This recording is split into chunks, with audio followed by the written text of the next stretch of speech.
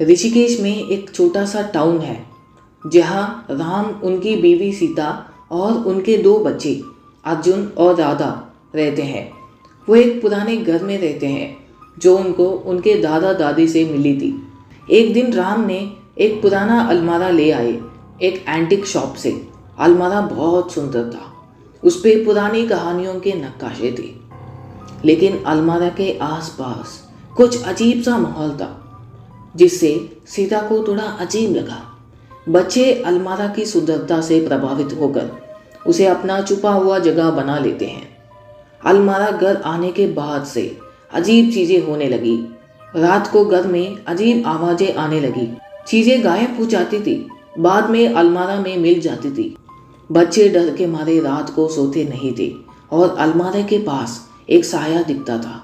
राम, एक साइंस वाला आदमी, ये सब बच्चों की कल्पना और इत्तेफाक मान लेता था, लेकिन सीता चिंतित होकर स्थानीय पंडित से सलाह लेती है। पंडित जी कहानी सुनने के बाद अलमारा से जुड़े एक बुराई भरे आत्मा की उपस्थिति महसूस करते हैं।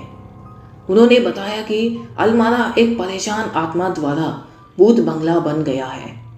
उन्होंने सुझाव दिया कि अलमारा को शुद्ध करने के लिए एक शुद्धिकरण अनुष्ठान किया जाए। सीता शांति चाहती थी, इसीलिए उन्होंने मान लिया।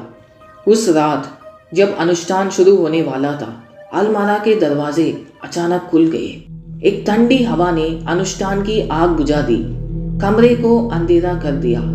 परिवार एक साथ जमा हुआ, डर उनके दिल को जकड़ लिया। अचानक उन्होंने अलमारा से एक दुखी विलप सुना। पंडित जी ने पवित्र श्लोक पढ़ना शुरू किया। उनकी आवाज घर में गूंज रही थी।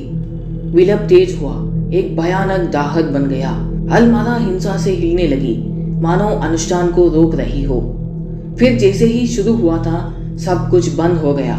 घर फिर से शांत हो गया। अलमारा शांत खड़ी थी। पंडित जी थके हुए लेकिन दृढ़ घोषणा करते हैं कि आत्मा को भगाया गया है। परिवार भले ही हिल गया हो, लेकिन तुरंत आराम महसूस किया। अगले दिन शांत थे। अजीब घटनाएं बंद हो गई और साया गायब हो गया। अलमारा जो एक डर का सोच था, अब एक सामान्य फर्नीचर पीस बन गई। छोटे से घर में फिर से नॉर्मल लाइफ शुरू हो गई, लेकिन उन्होंने कभी भूत बंगला अलमारा और उसके डर को नहीं भूला। ये उन्हें याद दिलाता था कि दिखने वाले दुनिया के साथ एक अदृश्य दुनिया भी होती है। परिवार ने सीखा कि इन शक्तियों का सम्मान करना और उनके साथ सामंजस्य में रहना। अलमारा घर में रही, उसकी काली आत्मा बंद हो गई। ये परिवार की साहस और उनके अजनबी के खिलाफ विजय की प्रतीक थी। भूत बंगला अलमारा की कहानी ऋषिकेश में लोकप्रिय हो गई। ये कहानी आग के किनारे सुनाई जाती थी, सबको ठंडक पहुंचाती थी। उन्होंने अजनबी की आंखों में देखा और विजय हुए। अनुभव ने उन्हें और भी नजदीक लाया, उनका बंधन मजबूत किया। उन्होंने विश्वास, साहस और एकता की महत्व को समझा। भूत बंगला अलमारा अब एक डर का प्रतीक नहीं था, बल्कि विजय का। ये उनकी साहस और उनके अधिक आत्मा की प्रतीक थी। भूत बंगला अलमारा की कहानी जीवित रही। ये परिवार की विरासत का हिस्सा बन गया। उनके पूर्वजों की साहस की कहानी।